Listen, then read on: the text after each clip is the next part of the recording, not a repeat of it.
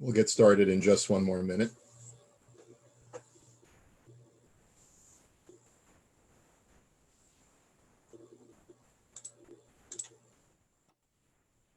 All right.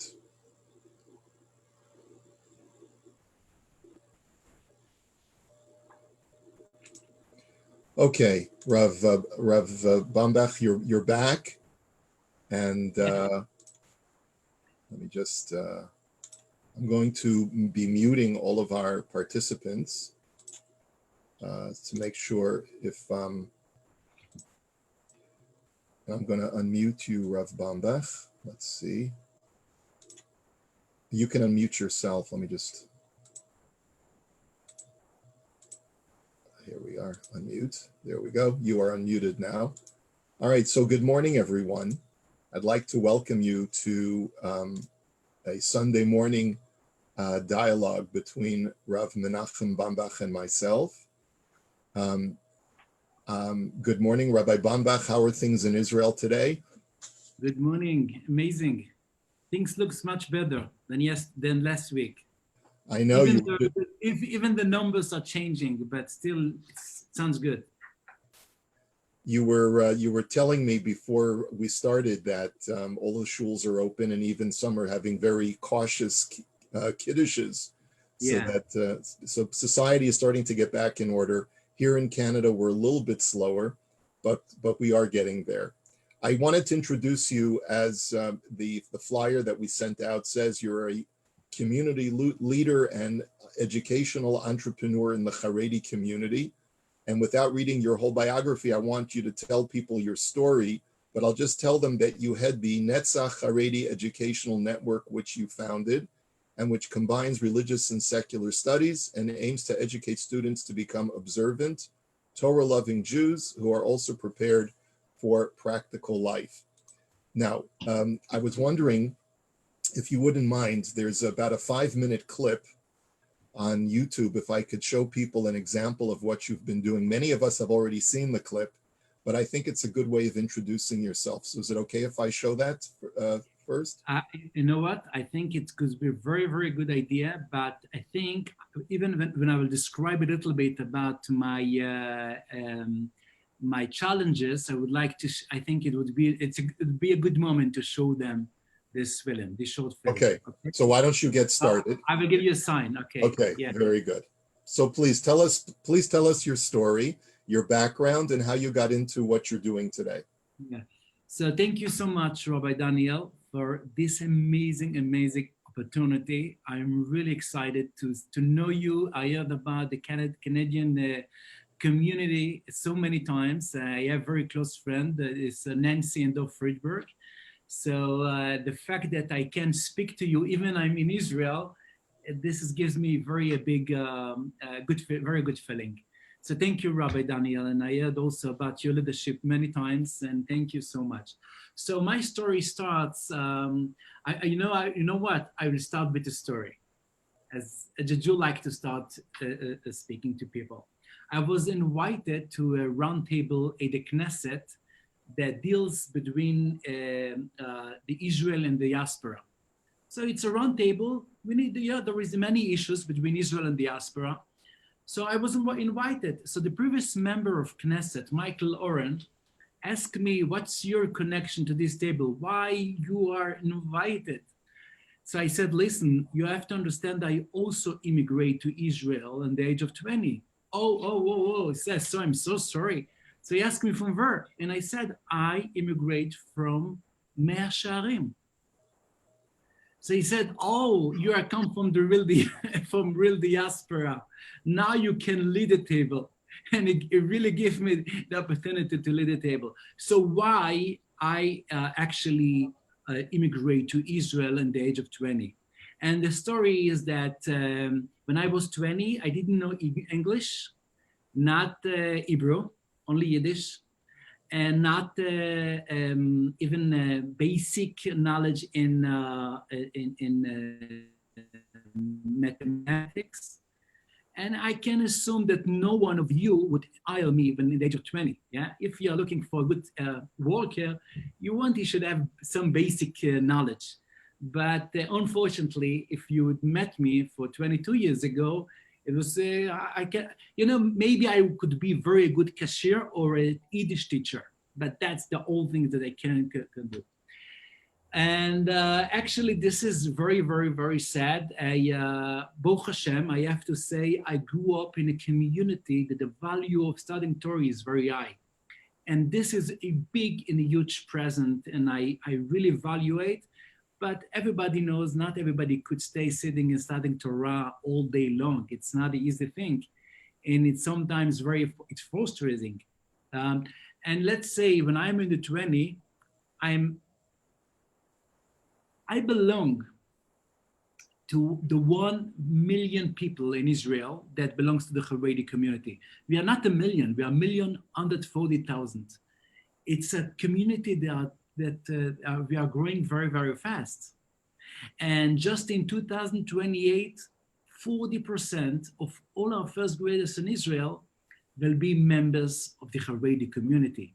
So just imagine how Could you say that percentage again? How many, what percent?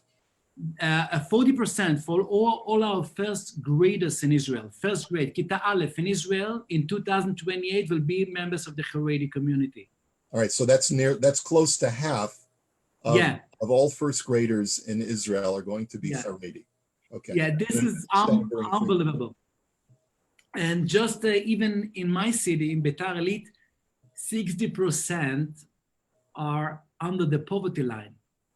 It's very sad for Israel. Just imagine Israel in the coming years, for you kids, for your grandkids, and for your neighbors. Just to imagine a community that really have circumstances. And I'm really, really respectful for those circumstances. And we can speak about maybe later, but just I want to give you an overview about my story. So now a guy that is 20 years old has two choices. Or is going to leave completely the yeshiva because he wants to study academic studies.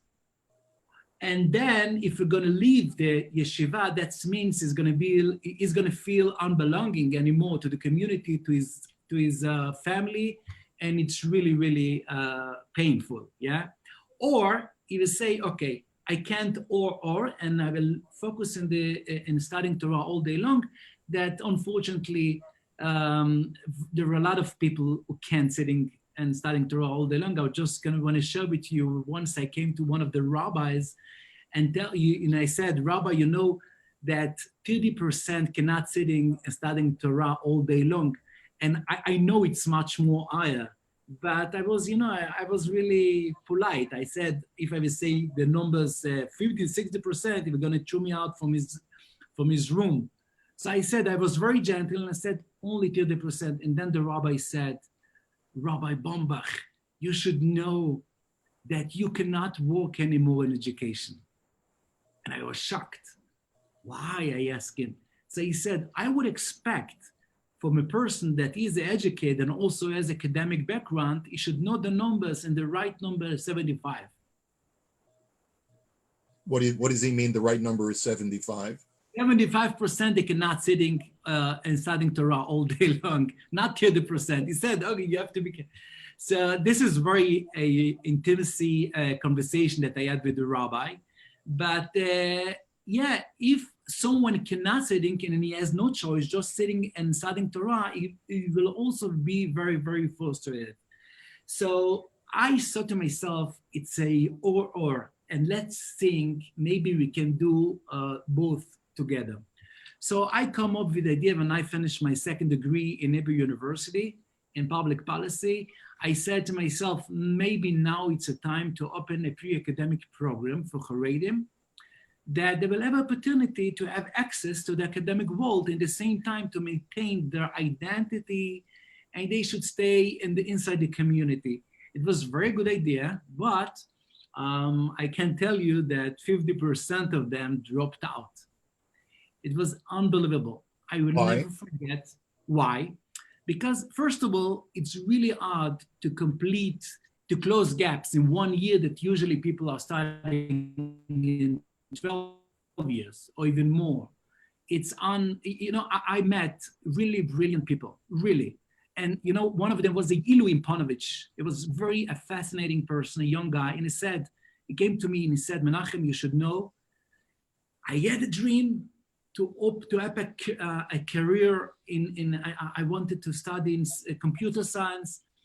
And now, because I'm at 21 years with one child, it's impossible. And I think I will be a cashier. That's what I can do. And it was with tears in his eyes, and I will never forget those moments. It was so, so sad. And 50% just dropped out from this pre-academic program. Just imagine what does it mean. So I want to say something else. There is a, how do you say, Mevaker HaMedina. Mevaker HaMedina, there is a guy that he has a position to criticize the government.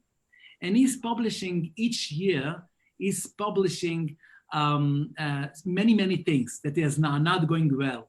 And he said, for 5 months ago, that 100 Haredim who goes from the 100%, yeah, 100 Haredim, it goes inside the university, just 24 stays.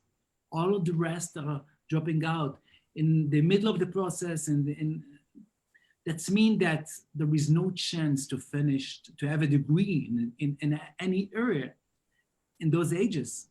There is no a shortcut, we can't.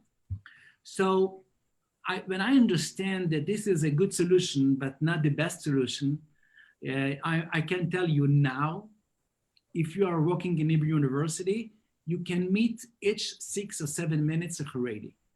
We have now more than 15 young guys in the faculty of Refuah, clinic faculty. In medicine. Medicine. And we have also in computer science, it's very good stories, but it's not for the majority. It's good for the minority. It's good for some young people, maybe before they get married. And it's also many, many challenges also over there, but not going to speak about. But now, when I understood that this is not the right solution, I come up with a crazy idea. And now I come to the point. What is the crazy idea?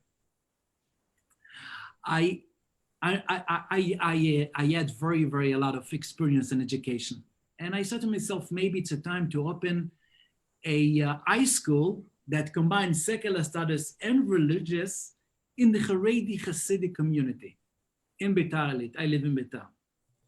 So I can share with you, I feel with you very close, and I feel very pleasant to share with you the crazy story. I came to many friends. I like to usually take advices. And I spoke to my friends and I said, listen, I think it's a time. You see how many young guys, they cannot sitting and studying Torah all day long. It's a frustration, not just for them, for the parents, and also for them. They have no future inside the community. Look how the Haredi community looks like. And it's very sad. It's not Kiddush Hashem. And I think we have very important things to show, but this is really, it's a broken heart to see this. So I said for many friends, and all of them said, Menachem, it's not going to work. Just, I think you have to change your ideas. It's not going to work. But the sad moment was when one of my very close friends, very close friend, said, Menachem, I don't want I want to tell you something. I think you need to see a doctor very soon. You have any connection with the reality world. You have dreams that comes maybe from outside the world. It's never going to happen, I think, like this. A Hasidic school that combines for regular kids. It's not for dropouts, for the mainstream Hasidic, but who's going to send their kids? It's crazy. So Rav Menachem, just 1 second, because in case people don't understand, the Haredi schools in North America, many of them do combine secular and Torah studies in a daily curriculum. Can you just explain for those who may not be as familiar with what goes on in Israel, why that's so foreign, why that's so davar muzar for because when I start speaking about the short biography, I just said, I'm blessed that I grew up in a community that the value of studying Torah is the most important thing. You know, Rabbi Yeshayahu Korelitz, he was very a famous rabbi, the Chazon Ish, and he also had very interesting conversation with Ben Gurion. And he said, now it's a time to rebuild the Torah world after it was completely destroyed after the Holocaust. So let's focus on studying Torah. And he was also very a realism person, a rabbi, and some people just said that even himself didn't think it's going to be success so many years. It maybe just think about 10 years, 25 years, but not for forever, because you cannot, it's not sustainable for a community, just everybody, you know, even the 12 tribes, it was Shevet Levi, his position was to studying Torah. The rest of them did different things. It's never, you cannot really maintain a community. So in our community, we are focused very much about studying Torah. So that's mean in our ages, until you got married, you just studying Torah. In maybe the elementary school, you can also studying a little bit secular studies, but I want to share with you something unbelievable. I grew up in Mea Shearim. It was very extreme community. It was against Zionism. And our teachers teach us Hebrew not in the right way, because there was fear we should be, if we're going to have the Hebrew language, we could integrate in the society. So we need to give you some barriers. So it's about Rabim, Yachid. It was, I just got this point just for 20 years ago when I understood. I was completely angry. Don't teach, but if you teach, teach me, and don't teach me wrong. And it was very, very sad. So, okay, it comes with the idea to protect you. I think Rabbi Daniel is going to ask me about what's the idea about isolation, if it works, if it doesn't work, we can speak later on. But the idea to open a school that combines secular studies in the Haredi community, it's like, I don't know if I have an example to explain it for you. I think maybe Rabbi Daniel, you can give them a metaphor to give them explanation. What is it? It's like, it's unbelievable. In the Hasidic community, there is some also Lithuanian school that combines secular, but it's not the mainstream. It's for 25 years was a very famous school for Lithuanian. It's Ma'arava from Rabbi Chait. But this Rabbi Chait is an American, you know that. Yeah, it comes from, but in the Haredi. So I was very frustrated. I want to continue my story. And I planned to make a very special event to expose for the community the idea. And I worked very hard to find people all over the city in Jerusalem and Bet Shemesh. Just come, listen to idea for you kids. And I said for everybody, we're not going to convince you, just listen. Just, you know, I will make a presentation and you're going to see. And I took very special place, 150 places. And I like to organize our events with full of art, yeah? It was very nice, very fancy, very tasty, with flowers, and everybody came. And I thought to myself, everybody's gonna come and enjoy, you know, to give them a good feeling. It's right? And I took very special place, and 7 o'clock, I'm just waiting, and no one is coming. And I was sure that I had a mistake in my schedule, and maybe my friend, we said that I need to see a doctor. It was really serious. Maybe something is happens with me. I was really confused. But I have to tell you, 7:07, the first person came. And 7:015, the second person came to the event. And it's unbelievable. It was only 5 people in this event. And two of the people who came, the participants, I realized later on that they don't have kids. I don't know why they came. Maybe there was some good food. I'm not sure. I don't know. But it was so sad. I cannot imagine. It was a presentation, and I made a simulation. If someone is going to ask me by the end of all a question, I am going to give response. 5 people. I was so broken. I went home and I almost cried, and I said, "Ribono shel olam, I want to fix your world. I want to make tikkun olam. I want to make you a better world. I want to be mekadesh Shem Shamayim. What should I do now?" And it was my nightmare night in my life. I was so, when I even remember, I come tears to my eyes. And now, in the morning later, I said to myself, I'm not going to forgive. I think this is the right thing. And I'm going to open even a school for 5 kids. Was my first challenge, and I opened the school only for 14 kids. Wow. 14 kids. I was blessed. 14.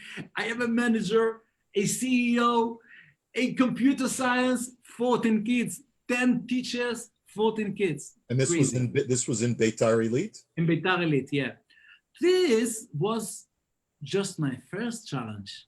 My second challenge, Rabbi Daniel, if you can show them my second challenge, I'm in the video, the short video. I would just want to say something, how I can educate the student. They should be integrated in Israel. They should raise their solidarity. They should not say, I'm isolated Jew, I just think about myself and that's all. No. If my student will know English and math, it's very nice, but this is not my mission. I want them, they should be a part. So I want to show you the short video, and then I will come back. Okay, thank you. This is a great point. I appreciate it. So just watch this YouTube. Sometimes on Zoom it's a little choppy, but you should be able to follow along with the subtitles. And it's the YouTube video is called Rav Menachem Bombach commemorates IDF Remembrance Day. צהריים טובים לכולם. אני הולך עכשיו לתת לכם תמונה. אני רוצה שתגידו לי מה התמונה הזאת מעוררת בכם. אוקיי? אני רוצה שתסתכלו טוב, תתבוננו במשך דקה אחת. תסתכלו טוב בתמונה, אני רוצה שתנסו לחשוב מה זה מעורר בכם.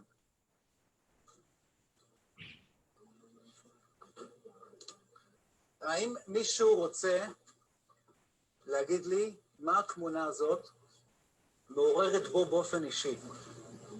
מה הוא מרגיש כשהוא מסתכל בתמונה הזאת? כן, נעתי. אני מרגיש סוג של רחמים על הילד הזה, וגם אני משתתף איתו בצער, וגם סוג של פחד. תודה. כן. שהוא מתגעגע מאוד לאבי. למה הוא מתגעגע לאבי שלו? ושאין לו אותו עכשיו, אז סוג של חוסר אונים, הוא לא יודע מה לעשות עם עצמו, פשוט נשכב על קדר ונרדם. תנסו לחשוב על ילד קטן, שאבא שלו יצא להילחם, כדי שהרבה אנשים יוכלו ללמוד תורה, כן? והוא מתעכב, ואמא מנסה להגיד, אולי הוא יחזור, ועובר עוד יום ועוד יום, ועדיין לא יודעים, ועד שבא מישהו ובא לבשר להם שהוא נהרג. תנסו לחשוב, להיכנס שנייה לחוויה של הילד הקטן הזה, תנסו לחשוב האם בכלל החוויה הזאת יכולה אי פעם בחייו להשתנות. אני מדבר עכשיו ממקום של רגש עמוק שדיברנו עליו כל הזמן, רגש של הכרה טובה.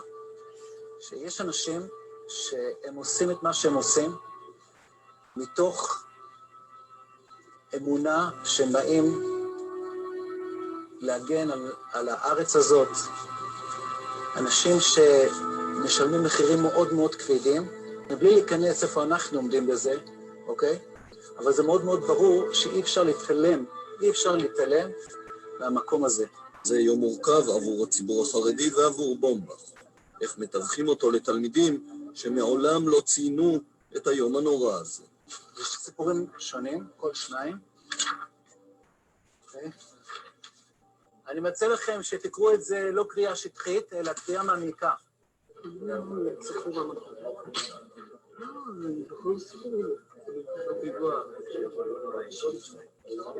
נתי בבקשה. זה מדובר כאן על רועי קליין, שהוא התאבד לשכב על רימון כדי להציל את חיי חבריו. בלי קשר לעוצמה ולאמיצות לעשות כזה דבר, למות על קידוש השם ולהציל כל כך הרבה אנשים, ועשה את המעשה הגיבור הזה במקום להינצל ולהמשיך לחיות חיים רגילים. מה שכל אדם היה רוצה או עושה לעשות. הוא צעק שמע ישראל, כשזה מלא על סוג של אמונה ישר בשנייה. שברגע הכי קריטי בחייו, נכון? הכי מתמסר וקפל שמע ישראל. יופי, תודה רבה. תודה רבה לכם. מה שאנחנו יכולים לעשות, להגיד פרקי תהילים לכל חייל עם השם שלו ושם ההורים שלו. כל אחד יגיד את הפרק שלו ויזכיר את השם של החייל שהוא נהרג. אז חיים מנחם, אתה תחלק כאן, בסדר? בקשורה הזאת. תשימו לב שלמטה יש שם של החייל. בצהוב. בצהוב, כן. אז בבקשה, אנחנו יוצאים שקט, כל אחד מחזיק את הדף ואומר. תפילו לדוד, עתי אדינוי אוזנכו ענני, קוני והביינוני, שומרו נפשי, יחוסדוני. אוי שעבדכו עטו, אלוהי עדותיך אלכו. חונני אדינוי כלכו אקו כל היום. כי עטו אדינוי טוב וסלו ורב חסד לכל קורכו. אני מבקש משיעור ג' לבוא לכאן ולהדליק נר, אוקיי? כן.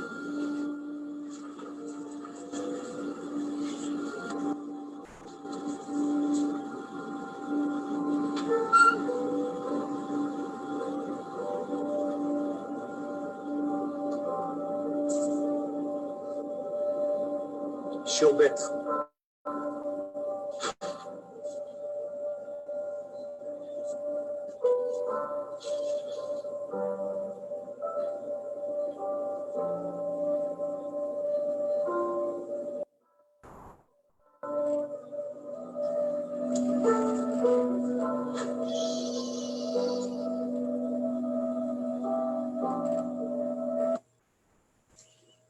Okay. So let me just get out of here. All right, that was a very, very, ma'od miragesh, very, very powerful. And I think what's the thought that's lingering in my mind is that there's no way that someone can be in that classroom and not be affected, very, very deeply affected. They come home to Abba and Ima, to Tati and Mama. They tell them what they've learned in Cheder that day. And all of a sudden, there's a tremendous conflict in the home where the mother and father have taught their children that the Medina is not a good Medina, and that we're supposed to be separate from it. And all of a sudden, you've got a big hafgana, a big protest at the entrance to your yeshiva. So tell us about the conflict that exists within Beitar Elite and other Haredi communities when you do something like this. So I thank you, Rabbi Daniel. I just want to share with you a special story about this, a moving story about this video. It was viral, and I think it comes to 110,000 people.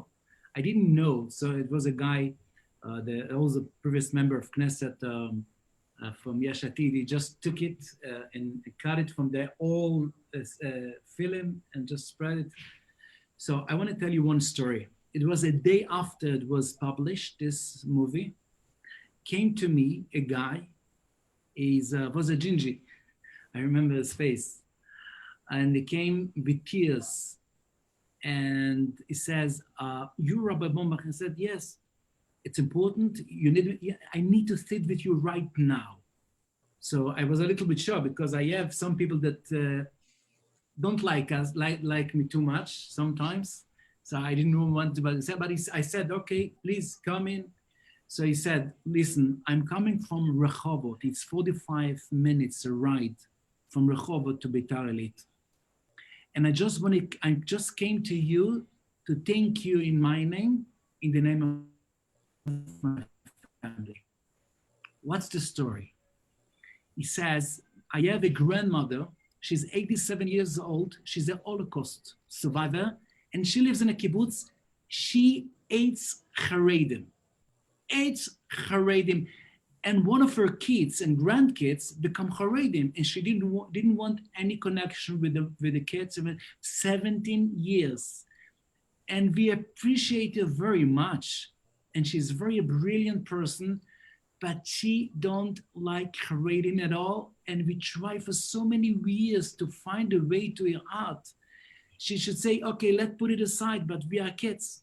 And last night, he said with tears, he came here, he said, here in front of me, and said, last night, she asked for the whole family to come to his house.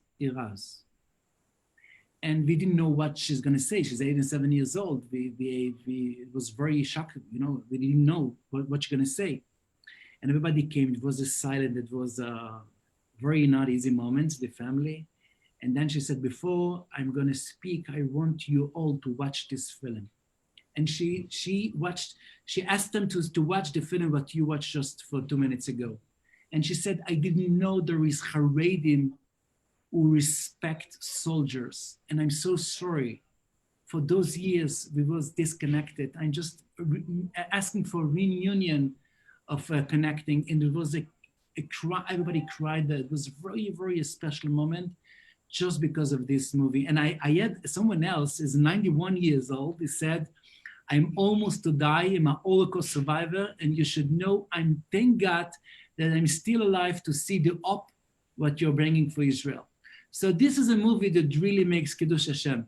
And so about the opposition inside the community, I after such good things, I think it doesn't take apart. It's little problems, challenges. When you see our kids, our students, and now if you remember the story about the challenges, this was the second challenge, as Rabbi Daniel just showed this movie. It was many, many challenges. I had one of my staff, after Yom HaZikaron, the Memorial Day, said, Menachem, English, it's okay. Math, okay. But why all those Zionism symbols? And this is too much for me. I'm going to leave now the school. It was the middle of the year. It was a teacher. And I said, listen, you are very loyal to your values. I also. So have a good luck. We will stay friends, but I'm the boss here, so I'm also loyal to my values. And in my school, we will remember soldiers. Yeah. This is my rule number one. We will remember and respect other people.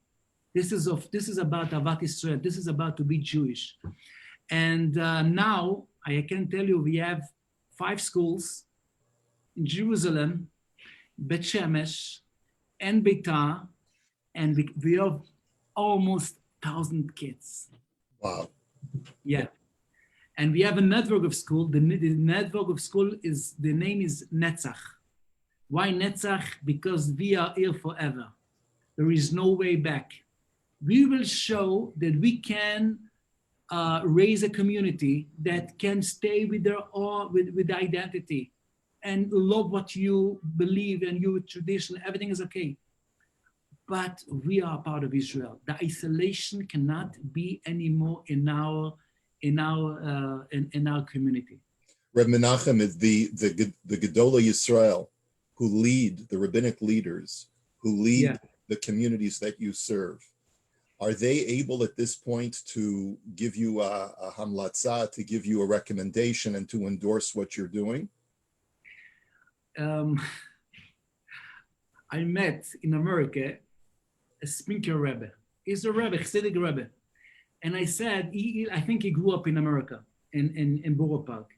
So I said, Rebbe, I have a school that combines secular studies and religious. After I graduate Harvard Business School, I'm not saying anymore secular. It's general studies. Believe me, it's a part of the Kodesh. So I said, Rabbi, I have general studies and religious. So he said, what's the problem? I also graduate from a high school. So I said, Rabbi, maybe you can give me assignment. Everybody, amlatza, everybody should. So he said, no one scared what I'm writing.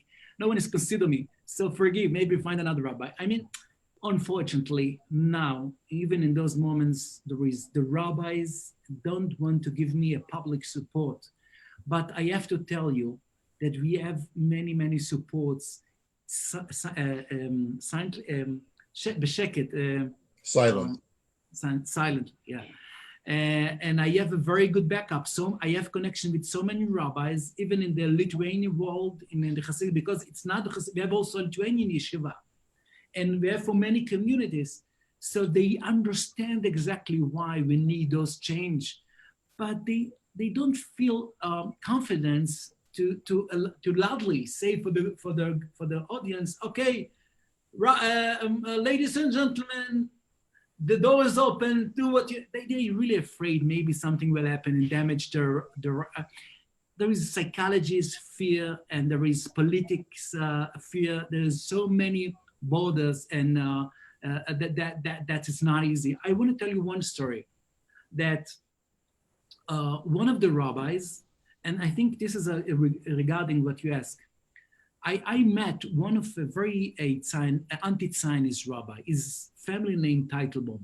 Teitelbaum is usually the people who belong to the, to the Satmar and all those kinds of. It was a very cute rabbi, not such a big, but I came to him and I spoke to him a little bit, and he said, I said, listen, he told me, Menachem, why the Haredim are fear, they don't want to send their kids in the army. You know why? I will tell you. Because once they will go to the army, a day after, they're going to take away the kippah. So he said, Menachem, how could be a young person now studying 20 years in a system, education system, and one day he can lose his kippah? What we're doing there? Nothing, just empty. That means that our education need to feel, we need to fix it. I'm against Zionism, I'm against army, that's what he said. But I think we need to let them go because we are fear. They have no anchors. The identity is very weak. So I think it's very, very strong message. Yeah, Rabbi. So Rabbi Menachem, your school goes through high school, is that right? What we would call high school in the United States or Canada? Do these graduates of yours, do they have any difficulty with getting accepted into the main yeshivas like Panovich and all of the other prestigious yeshivot Harediot? That's the first question. And also as far as acceptance in their communities for shidduchim and for other positions within the community, are they having any problems? That's why we have a girls' school also, to make shidduchim, to resolve the problem. Okay, so talk to us about the girls' division then. Yeah, we're also girls' school, but I want to say that Baruch Hashem, they have only 2 classes who graduate, and a part of them are Baruch Hashem Marit, very good shidduchim. There is now some people in the community, they call us, I'm just looking for a graduate from the Midrasha Hasidit, because I know your investment, the Jewish education investment. So, and also I have to tell you that one of our parents told me, Menachem, I want to take out my son because of shidduchim. So he said, listen, I told him, what you are doing is not, maybe you are Haredi, but not Jewish. Because once you would be Jewish, you believe that God take care about those shidduchim issues. If you take care, it's not about Jewish. Maybe you're Haredi, you're right, but just you need to decide if you're Jewish and you have faith in God. But about I have now some graduates who are in the academic system, Open University, in Hebrew University. I'm going to have lawyers, engineers, and doctors. Bezrat Hashem. Yeah, there is really, really interesting phenomenon in the Haredi community. Once someone wants to be a doctor, is going to ask the rabbi. No one is going to permit him. It's not. But once he's going to do it, everybody's going to love him. Even the rabbi is going to come to him and ask him for help. So it's very a oxymoron issue in the Haredi community. I don't know how it works. Maybe you can give us some No, I mean, But, certainly there's this, we understand this phenomenon. we understand the history, like you mentioned from the Chazon Ish, we understand the concern or even the fear potentially that our kids are going to be, that parents would have, that our kids are going to be lost. They'll be mitbolel, and they'll be lost within within secularism. Have you had any unfortunate stories where kids have gone through the system and they've decided to leave Yiddishkeit completely? Yes, absolutely. I have, it's not Baruch Hashem, it's not a lot. I think the majority are staying in the community. They come with very strong anchors. And I feel they will be not just pioneers, they will be, the community are going to see them inside, and it's give them much more confidence to send their kids. Yeah, absolutely. There is some, I really educate them for choice. And I ask them to be integrity and honest. And sometimes it's a price. But I prefer someone is going to take a skipper because they don't believe, then he's going to stay with the skipper and also don't believe and just pretend himself as someone else and then damage himself and his family. And I don't want to go on.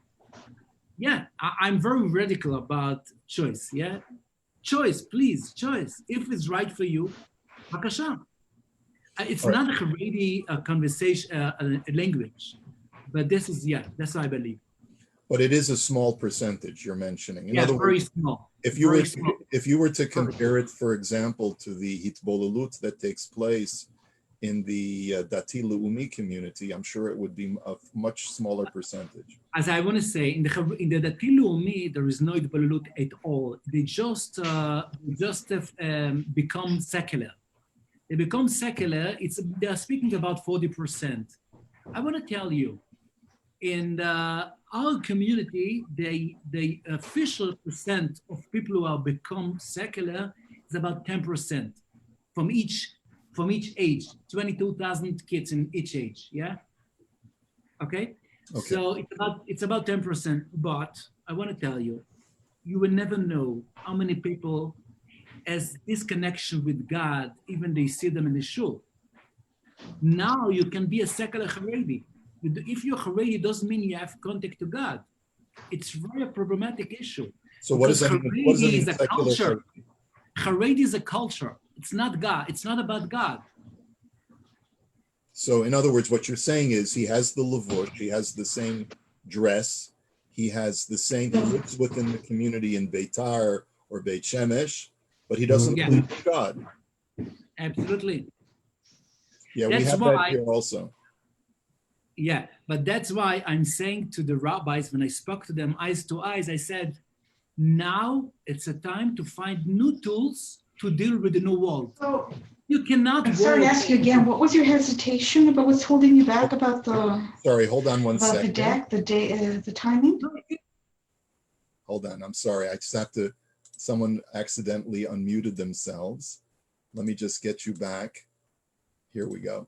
Sorry, I'm sorry. Go, please. Okay, so that's what I want to say, that every identity is based on three components. It's knowledge, identification, and practice. So normally, let's say someone has a sport identity, he's a sport guy. So he knows about sport, he's identified with sport, and he practices sport, he become an actor, or let's say a halachic person. He knows halacha, he's identified with halacha, and he's observant Jew. So what's the problem? Because in our community, we put a lot of energy to raise walls. Once walls is about practice. So 90% of your energy goes to walls. You always think about your walls. You don't have time to put attention for the content. So that's why a Haredi, when he is become exposed to outside world, he has no anchors. It could fall like this, because he's not solid and he has no deep roots. He's like, he has no what to, if you're gonna ask him a question, usually the average Haredi, they don't have answers. Yeah, and this is not the Jewish way. Everybody knows the Talmud. The Talmud is full of discussions and arguments, and it's not the only way about to look at things. Yeah, the Gemara says again. The Gemara says Dam Asher Tashiv La'avi Kores. Yeah, this has to be equipped. Yeah. So I want to say, because we put a lot of our efforts in practice about the walls, we have no time for those knowledge. So what I'm doing in my school, it's to make you ipremistaba, just to put a lot of effort and time and energy to put in the knowledge about philosophy thoughts and about Jewish, what does it mean? They get a lot of anchors, and then they identified with, and then they become observant Jew, normal Jews. So then you can see secular, and you can go all over the world, and you'll be a part of the world to be Mekadesh Shem Shamayim, and you be to be a scientist. What's the problem? So in a sense, you're doing kiruv when you provide this kind of curriculum, right? I have to admit you're right. It's the feeling of kiruv levavot. All right, so we have some questions from the people who are on the Zoom conference. Shayna asked the following question: where did Rav Bombach get the funds to start the first school of 14 students? Oh, I like questions about money. Thank you so much. Okay, I'm just kidding. No, yes, there is two ways out to resolve a problem. The first one, if someone has an initiative, just waiting for the money, and then he said, "Oh, I'm organized, I have money, and now no, I'm working that I'm just give a jump. I know that's the right thing, and I hope with God's help that we also got fundings." And this is exactly what happened. It was really hard for me in the beginning. It was really crazy, and I take a lot of risk. But Baruch Hashem, now 1,000 kids, this gives back for the community and for Israel billions and billions time, because they're going to be integrated in the science world, in the academic world. So it's returning so much, but still only 65% income comes from the government. The rest I need to raise. So I'm really blessed. We have very good foundation that help us. It's not enough because the need is much more. So that's why I'm going to America usually 3 times a year. Unfortunately, because of the coronavirus, I can't visit America. It makes our job much more difficult. But I believe that because I have Sata Dishmaya, I feel. It's all the time. I would say that,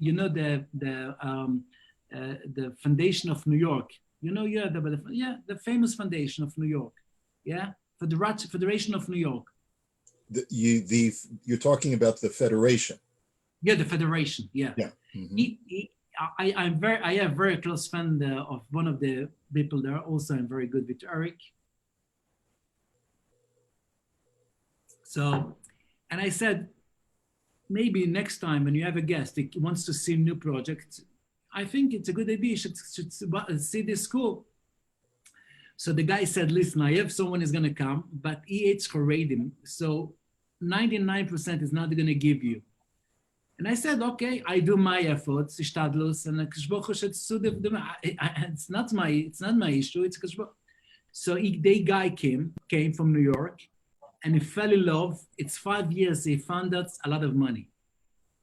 He never thought about Haredim in terms that what he watching, speak with the kids. So, Baruch Hashem, we have Siyata D'Shmaya, but still we're working very, very hard because we are now a mass issue, and unfortunately, the Haredi members in Knesset, they don't like us. They don't support us at all. Why is that? Yeah. Because they like Haredim or depend on them, and I really raise individuals, different kinds of Haredim. So they don't really support us, and this is a really, really, really not, it's a shame. But still, I'm not looking why not, I'm looking what is possible. And Baruch Hashem, we have partners, and continue looking for good partners. And I promise for each investment, I'm not doubling, but 10 times. This is the fact. I invite all of you, when you come to Israel, B'ezrat Hashem soon, coronavirus is going to end. Just come see with your own eyes the amazing system, the education. You know, it's not just about science. Believe me, it's about to be a mensch. How educate young Haredim to be a mensch. Okay, Rav image, yeah. Rav Menachem, another question from Leah. How are the communities treating the families who send their children to these schools? In other words, you can imagine there might be a Haredi family who says, mitornished with that family, don't have anything to do with that child. He's got apikoris that he's learning in your school. And do you see that there's a segregation within, let's say, the Beitar elite community between kids who go to that school and to your school and kids who go to a regular Haredi school? Yeah, I want to just give you a simple understanding about the Haredi community. We are speaking about 1 million people, but this is not one. There's 50 grade of shade. There is not one piece of black. Now the recent research speaks about 10% who are Haredi, modern Haredi. Let's say for 1 year ago, we tried to divide the Haredim in 3 sections. Hasidic, Lithuanian, and Sephardic. It's about third, and third.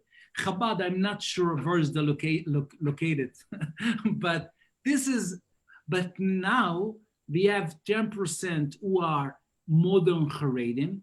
We don't need to care about them. They know exactly what to do with their kids, and Baruch Hashem, but still, they take some risk, maybe they don't have, it's an issue, but there is also 30% who are very, how do you say, Shamranim, very preservant Jew, very, how do you say Shamran? To be protective. No, isolationist. No, the 30% are people who wants to stay in the community. They really have fear to expose their kids to outside, but they know they don't want to continue with the same path. They know we need to make some changes because for the future of their kids. So they send the kids to my schools. And absolutely, there is a part of them that are paying some prices, but because they are very proud of their success, so if a family send one kid, they're sending the second and all of the family inside the network. So I think it's a question of time, and we're going to see more and more people about those 30%. They will come inside. It will be 40%, 50%, because I'm telling you, still is going to stay about 35, 40% radical Haredim. It's going to be more radical because of us, because it's antagonist. It's like if I see something happens and change, it makes me feel so. I go back inside to my community and just reject you. So it's going to be 35 or 40%, maybe 35. Active is going to be 5%. But really conservative Jews going to be very also. But if we get 10% from the community, and it's possible, we completely change the slope. It's going to change completely Israel. That's mean when your next visit, or when your kids going to come to visit B'ezrat Hashem in the coming years, they will see still Israel strong and solid in a proud country. Okay, now this is from Karen, who is an Israeli, who spends some of her time here in our Kehillah. And she writes that as an Israeli, I'm 100% behind what you are doing. Thank you. What do you think secular Israelis can do on their side to understand the Haredi community better? Wow, this is a very strong question. I think it will be not serious if I give just a very short answer. But I think I will explain it like this. I worked in Mandel Institute. It's a very famous institute for education leadership. And I worked for many years. Even now, I'm still in the board of the Mandel leadership. And I worked with very famous woman. His name was Bambi Shelek. she passed away just for 2 years ago from cancer, unfortunately, and we worked together. And she once I asked her the question, what do you think? What we can do to make, everybody is focused about himself and about his body and about his needs and about sectoriality. So she said, listen, just imagine a pizza. A pizza has lights. Every sector in Israel has a slide. And just imagine the people who are in the center of the pizza are much closer to each other than in the same population in the edges of the slice. What does it mean? In the edge, you're gonna have extremism. But people who are come to the center in the pizza, just imagine the slice becomes it's wide and down, and then it go. That means there is a common goods, and we can find there is common interests, and we can find a way how we can come with common interests about the future of Israel. And just, I will make sure that everyone has his comfort zone, feels comfortable with his beliefs and customs, but we can cooperate, we can work together. We are one nation. We cannot forget why the temple of the Bet HaMikdash was destroyed. Not because it didn't believe in God, because sinat chinam. If we are continuing this practice, so Shem Yishmor, how is it going to look like Israel in the coming years? So I think, and I have to say, I'm very optimistic because there is so many also in the secular world that knows about these issues. And I'm also very, I'm trying all the time to make dialogues with so many people in Israel, secular, non-secular. I can tell you the truth. Even Arabs, they are citizens in Israel, we need to respect them. We need to respect them. We cannot reject. They have also image of God. So I think there is a common interest. We need to find a way how to respect and to love people, and just to give a confidence that everybody has his own way, on habits and whatever. I think it's possible, but we always remember the edges is gonna stay there forever. And the edges, I mean, the extremism is what's the problem? The problem, the media usually bring the edges stories, not the center stories. So I think we need to change it. That's the only. And people think that the right story about Haredim is about the edges. No. There is, the majority of silent in the Haredi community is really silent. They're just followers. They don't really, you can get every edge. There are special people. I'm telling you, I'm inside the community. There are so honest people.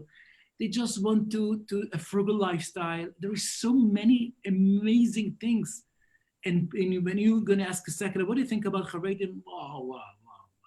I write an article in Ynet now, just for 2 weeks ago, 600 talkbacks with full of faith. But I'm telling you, it's not present the majority, it's the edges, it's young kids that don't have no knowledge, they didn't know, they don't have just point of view in their life, and they're acting like the same day. Yeah, you understand. Well, this is the problem in social media in general, is that you usually get the extremists making the comments anyway. Look, we're already up to an hour, and I don't want to take up more of your time. There are a number of people who still have questions in the chat. If people would get in touch with me, would it be okay for me to give them your contact information? Absolutely. All right. Absolutely. So I plan to come B'ezrat Hashem to Canada to visit you and to speak and to meet you all. I'm really, really curious about the community. I have to admit, I for 22 years ago, I was in Niagara Falls. I'm not sure it's the same. Niagara Falls has not changed very much. It's the same water, but the community, Baruch Hashem, continues to grow and continues to evolve in a very positive way. It's been so wonderful having a chance to speak with you, Rav Menachem Bombach, and we wish you a big yisher koach for all the work that you're doing to not only educate the next generation of Jews in Eretz Yisrael, but also to give them a feeling of empowerment, to give them that sense of that they too can lift up their lives, both from a financial standpoint and intellectually, and really integrate within all of Israel, so that we all feel that we are truly Am Echad, Ish Echad, Belev Echad. And it's a beautiful message. And I just want to say Chazak Ve'ematz, and we are supportive of what you're doing, and we look forward to welcoming you here in Canada and also to visiting you, Bezrat Hashem, in the future in Eretz Yisrael. So thank you so much. And this, if anyone missed a portion of our conversation, it'll be up on Facebook. We'll forward it over to the Bayit Facebook page as well. Thank you so much, and thank you all for joining us today. Thank you, all of you. It was a great honor for me. Thank you so much. Bye-bye. Thank you so much. Thank you. All right, have a good day, everyone. Bye-bye.